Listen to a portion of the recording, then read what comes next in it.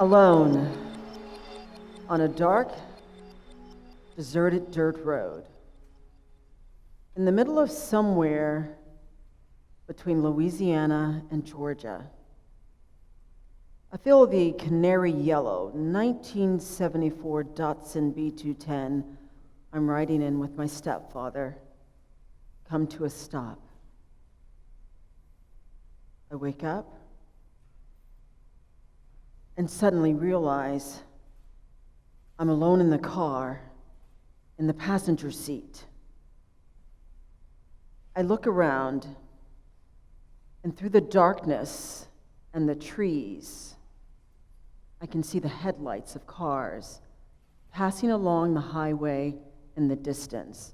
I turn and look through the windshield, and I can see his face illuminated by our headlights as he makes his way around the front of the car to the passenger side door.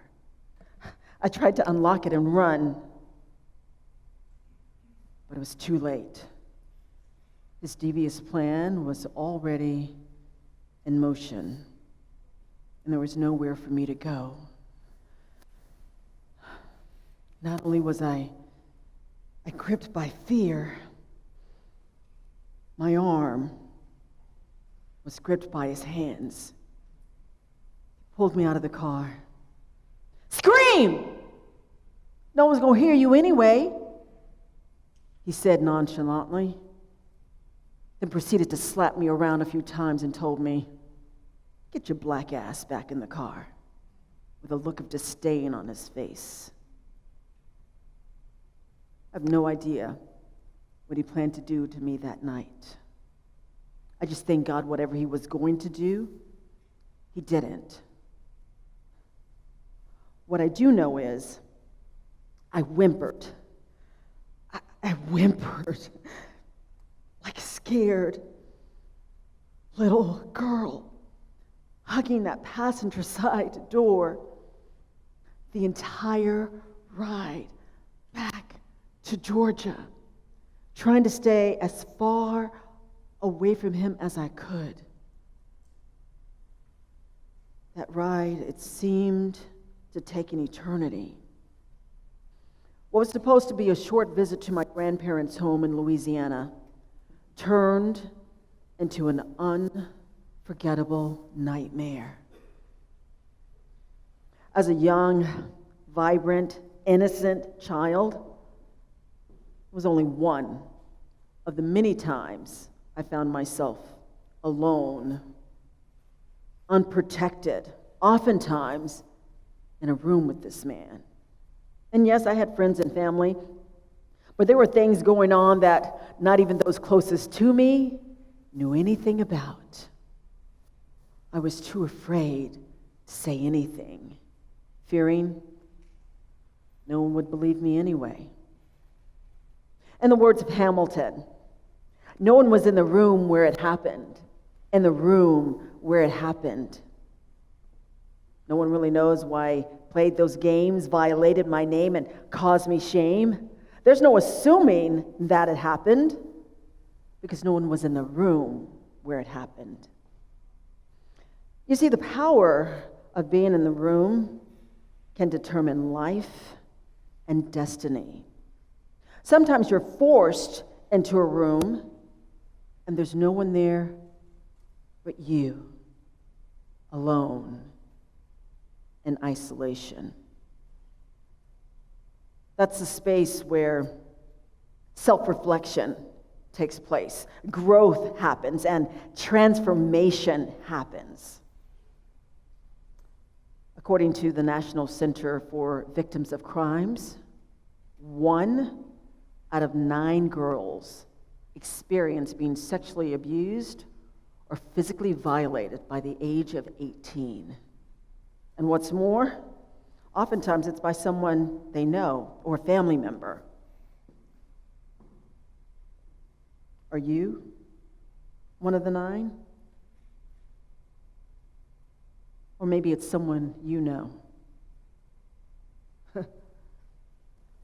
As survivors who become mothers, we hold on to our secrets so tightly that we're afraid to even tell our daughters.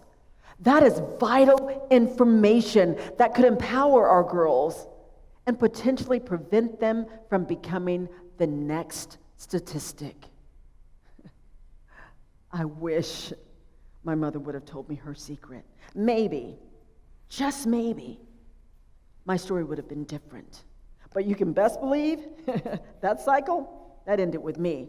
Because history doesn't mean destiny. And my two beautiful children know that mommy's secret, it's not a secret anymore. So mothers, daughters, or women who play a motherly figure in another young girl's life, I need you to please listen up. I need you to hear this. Pastor and best-selling author Sarah Jakes Roberts says it like this. If you're in the room, you don't have to search for answers to prevent this from happening. Because we're holding on to these secrets and pretending like it didn't happen, we're isolating our girls. Someone just needs to be strong and courageous enough to say, hey, baby girl, when I was your age, this happened to me. I decided to take back my power, and you can too. I want you to be aware so it doesn't happen to you. That's the power of creating a community of women. You're not out here by yourself. There are plenty of divorces in this room, plenty of molestations in this room, plenty of abortions in this room. We have to arm our most vulnerable with life-saving information, not secrets that will perpetuate isolation. The experience of being by yourself and the knowledge of what it can do, that's a vital intersection, right? It's that point where you have to empower yourself and empower others. It's that point where you find your tribe, your community, and ensure that no one is in a room alone. That's where we make that difference. When I think about what happened to me as a child, I think about my community more. I think about my professional community, my Rotary community, my hair community, especially for Black women, right? Braids, relaxers, locks, weaves, naturals. Trust me, it's a whole communal project. But if I'm being honest, it's actually the beauty of being a Black woman. But that's a whole other TED Talk for another time.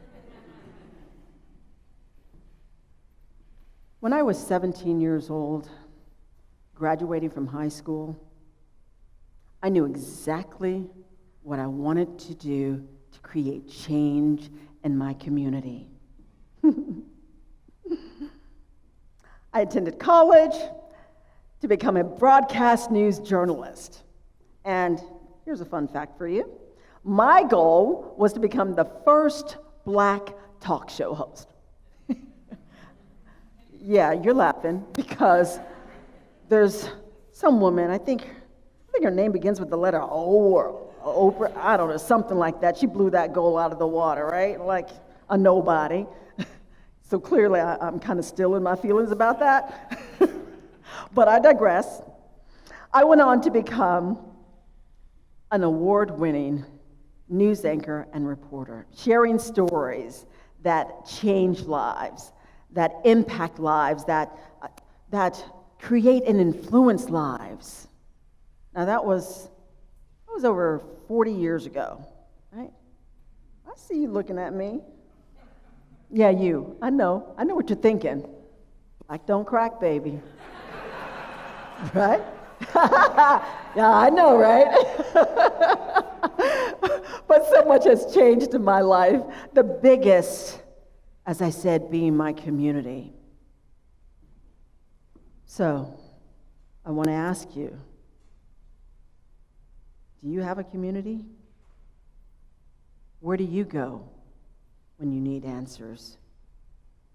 Who do you turn to when you need support? What intersection do you take?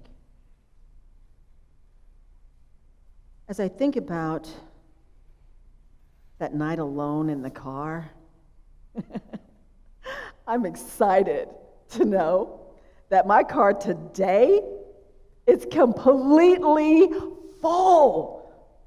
I open the door, and it's like a clown car. They just keep coming and coming and coming. I am never alone, even when I feel that I am. So when you're at a busy intersection and you have to make a decision, reach for your lifeline. Your community gives you purpose. Your community gives you hope. Your community gives you so much joy. When you join a community, it's bigger than just about one person, one individual. It's really about you. So when you find yourself at that crossroad, what are you thinking? You get your foot in the door, show up, and literally bring something to the table. Don't throw away your shot to become a better human, to accomplish something great, to change another individual's life. Whenever you find yourself wanting to be in the room where it happens and you're not, shift your perspective. You might be looking in the wrong room. Click, boom.